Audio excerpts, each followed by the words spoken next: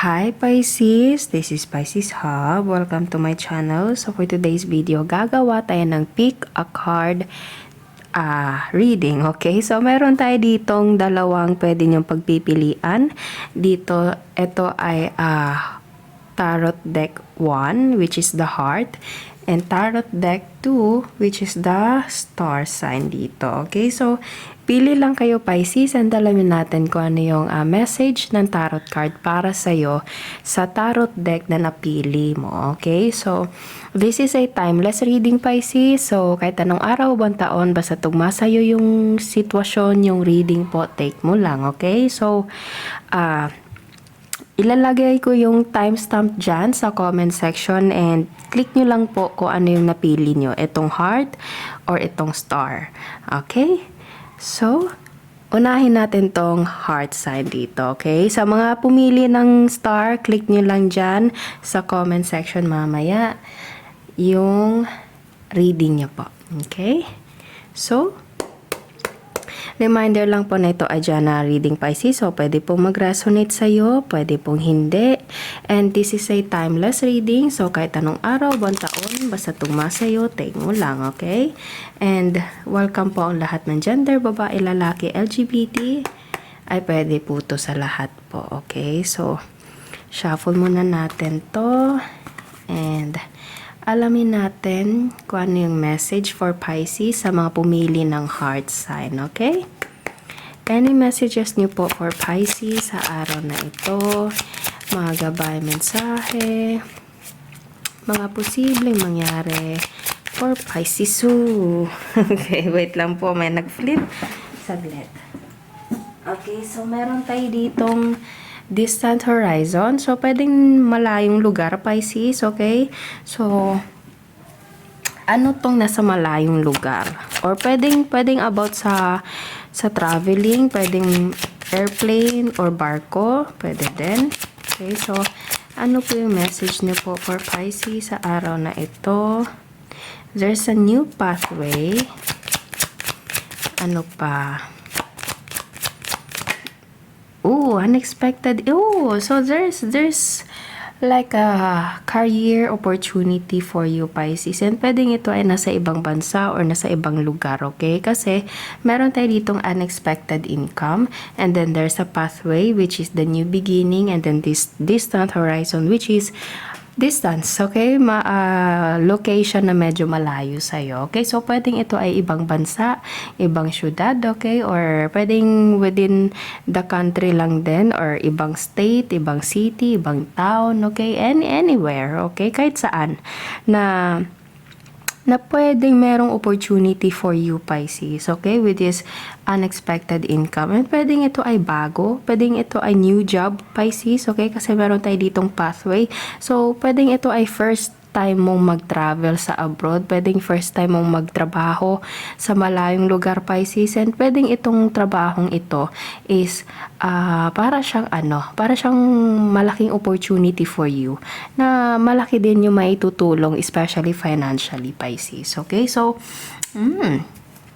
so ang reading for the heart sign na pumili dito, mga Pisces, is about career, okay? New career, pwedeng ibang bansa, ayun. So, there's the moon, and then there's the tower. Okay. Ano po ito? Any messages po for Pisces sa araw na ito?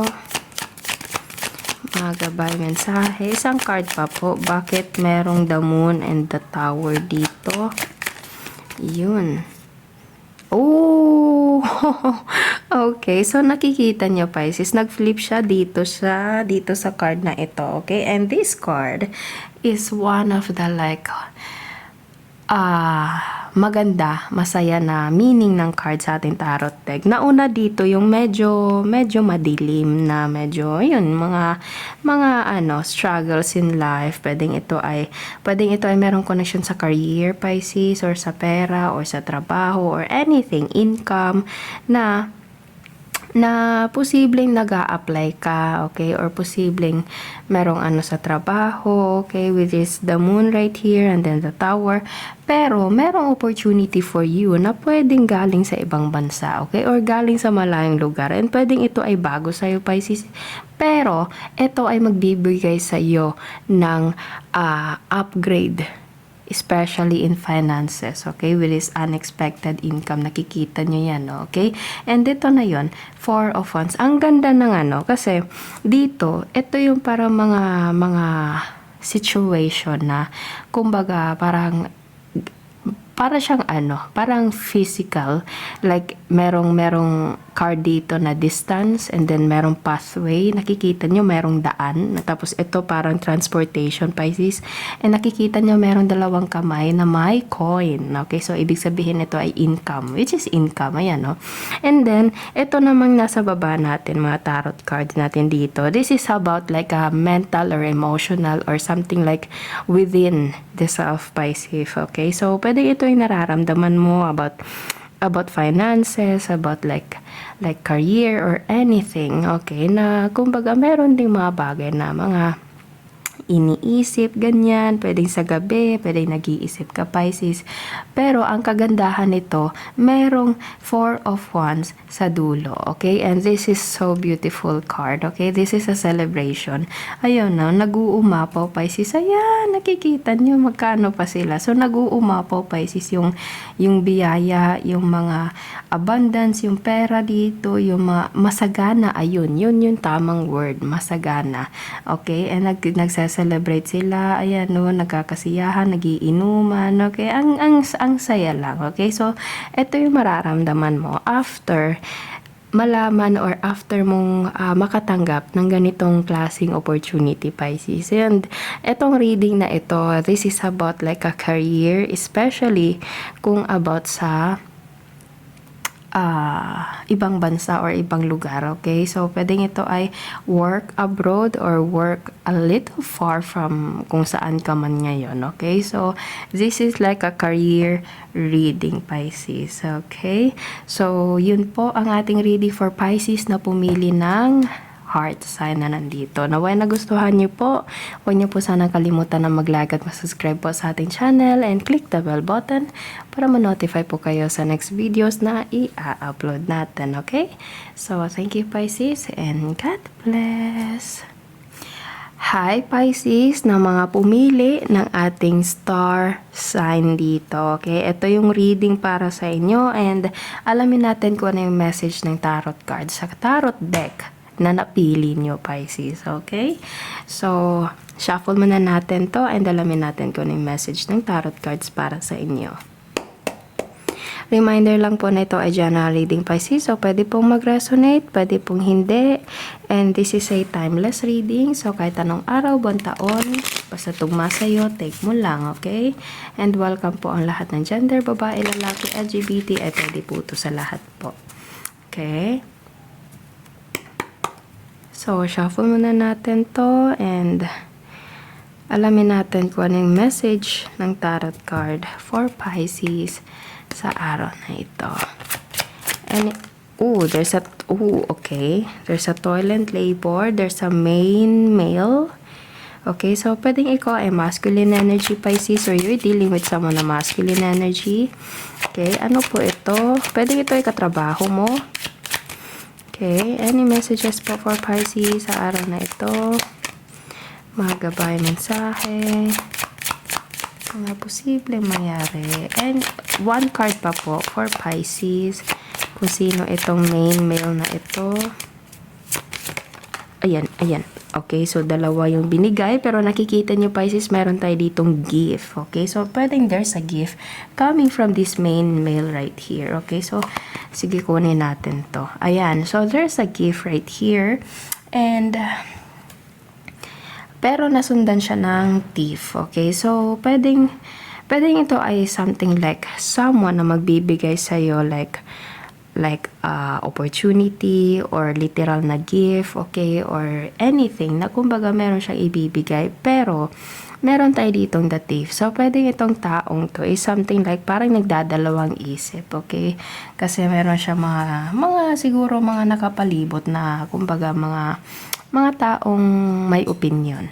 Pisces. Okay, pwede po. Or literal, hindi naman siguro literal, ano, pero parang merong mga taong nakapaligid or something like mga friends, okay, or mga tao makakilala na this person is like madali siyang kumbaga mabilis siyang maniwala or something like anong tawag nito? Yung kung meron mang opinion yung ibang tao, nakikinig siya doon, okay? And pwedeng you're dealing with a person right here.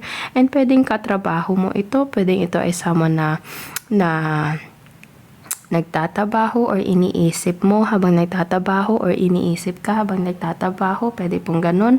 Okay? And this person wants to give something for you. Pero yun nga, may mga tao na nandito. Or pwedeng hindi naman literal na tao, kundi ito yung nasa isip niya, Pisces. Ito yung nasa utak niya. Okay? Kumbaga, parang gusto niya magbigay pero parang back and forth, okay? Or pwedeng ikaw to, Pisces, ikaw to, okay? So meron kang gustong pagbigyan, gustong bigyan ng pwedeng literal na gift, okay? Anything, material things, or yung special thing or like feelings or anything na kumbaga valuable sa iyo, Pisces. Pwedeng hindi naman ito like material talaga, pero pwede din namang parang emosyon, okay? Yung parang yung kung ano man yung mahalaga sa iyo and you are willing to give this to this person, okay? Pero yun nga, parang merong pagdadalawang isip, Pisces, okay? So pwedeng ikaw to, okay? Or as I said kanina, pwedeng there is someone. Okay, so gamitin natin itong isang tarot card pa. Alamin natin kung ano pa yung messages. Okay. So, bilis mag-flip. There's a Two of Swords. Pwedeng hindi ka nag-uusap ng taong to, Pisces. O yun nga, parang medyo may distance sa inyong dalawa. Okay? Like emotionally. Kasi meron tayo ditong, parang ito kasi, itong card na to is it's a card na parang silent treatment, boundaries, limitation. Okay, so parang hindi kayo nag-uusap ng taong to or parang okay naman kayo pero parang may konting gap sa inyong dalawa ng taong to, Pisces. Okay, so pwedeng you're dealing with someone na masculine energy or you are the masculine energy, Pisces. Okay, take mo lang to. Okay, so ano pa? Any messages po for Pisces sa araw na ito? Mga gabay mensahe. There's a death. So, pwedeng, yun nga, parang, okay. So, pwedeng merong sa inyo, Pisces, na parang hindi kayo nagkasundo ng taong to. Is it because like this? Kasi meron siya, pwedeng nangako itong taong to na ganito. Yun nga. Pero yun, or pwedeng wala namang parang walang trust itong taong to. Or walang ganun, walang respect. Naririnig ko yung mga word na ganun, or anything. Okay, take nyo lang kung anong klaseng aspeto sa buhay mag-resonate sa inyo. Pero alam ko, Pisces, na alam nyo kung ano yung ibig sabihin ng mga cards na nandito, okay? Masabi ko man dito or hindi, okay? Pero meron tayo ditong parang distance sa inyong dalawa. Pwede emotionally, mentally, hindi siguro kayo nag-uusap ng taong to. There is Two of Swords right here. Or pwedeng hindi talaga kayo nag-uusap, okay? Kasi meron siya, nasundan siya ng death, eh. Okay? This is a card like a ending card. Hindi ito literal, Pisces, pero parang the situation or the emotion is like nahinto, okay, natigil. So pwedeng naghiwalay kayo or pwedeng silent treatment, hindi na kayo nag-uusap, pwedeng ganun. Okay, so or pwedeng ikaw yung may gusto ka sa taong to, tapos parang yun nga, may mga ganitong sitwasyon na parang nahinto, okay? Or pwedeng ito yung taong gustong merong ibigay sa'yo, pero yun nga, parang naudlot, ayun. Tapos, siguro, hindi na kayo nag-uusap, may sitwasyon dito na parang na-block or natigil. Okay. So, ano pa? Sana merong magandang card. Ano pa yung message niyo po for Pisces? Ayun. Seven of Swords.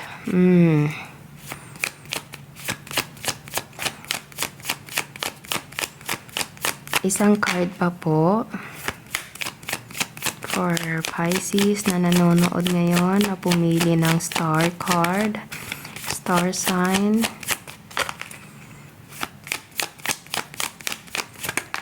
Yun. Okay, so dalawa yung lumabas. And nakita nyo Pisces, dyan siya nag-flip dito mismo sa main male. So, pwedeng you're dealing with a masculine energy or you are the masculine energy. And pwedeng hindi kayo nag-uusap talaga ng taong to. Pwedeng iniwan mo to Pisces or iniwan ka, lumayo.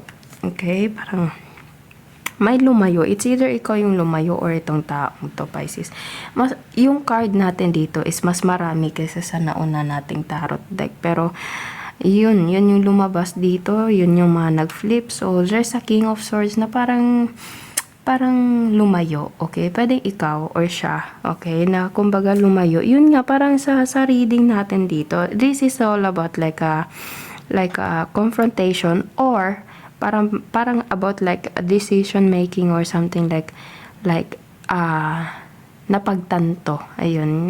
Parang or nakapag-decide kasi nasundan siya ng King of Swords na parang alam mo i-end na ito tapos lumayo.